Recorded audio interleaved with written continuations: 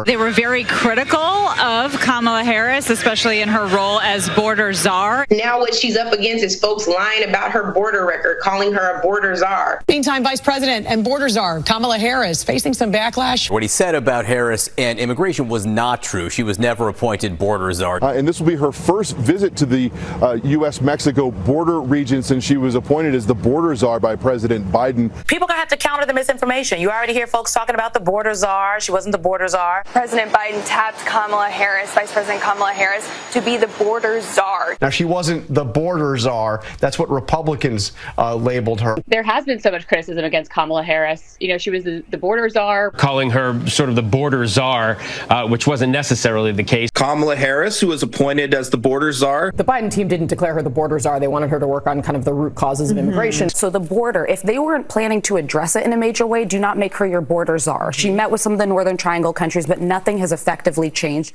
What President Biden tasked VP Harris with doing back in 2020 regarding the border, securing, not to secure it, but to address the underlying roots of migration. What Republicans heard, though, was that President Biden was naming her his border czar. It's not what we heard, you jackasses. It's what was written. Let's go.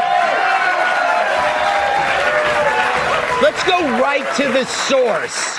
This is the government proclamation that says she is indeed the czars, you. They used the very word. Damn those Republicans with their accurate recollections. The media had their way. We'd all be like Biden, an empty memory and a full diaper.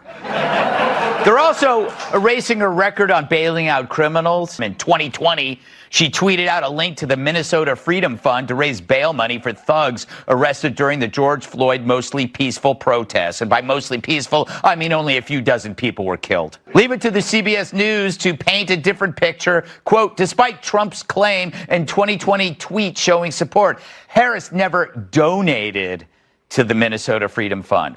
Well, that's not what people asserted. She raised funds, not donated to them, you toady douchebags. Defunding the police? Well, she supported that too, once upon a time. Defund the police.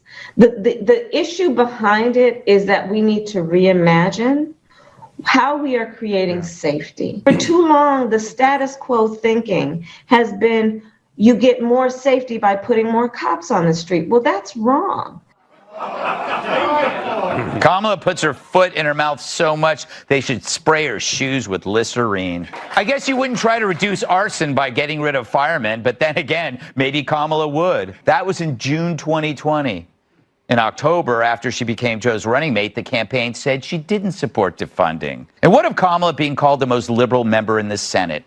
GovTrack, an organization that monitors politicians' voting records, pulled down its 2019 ranking that showed Kamala even more left-wing than Bernie and Liz Warren. Hell, even Chairman Mao once told her to take it down a notch. And what about her key role in the U.S. withdrawal in Afghanistan? The media certainly pointed out that at the time, how valuable she was. But with the pullout more botched than Nancy Pelosi's Botox, when will that narrative change?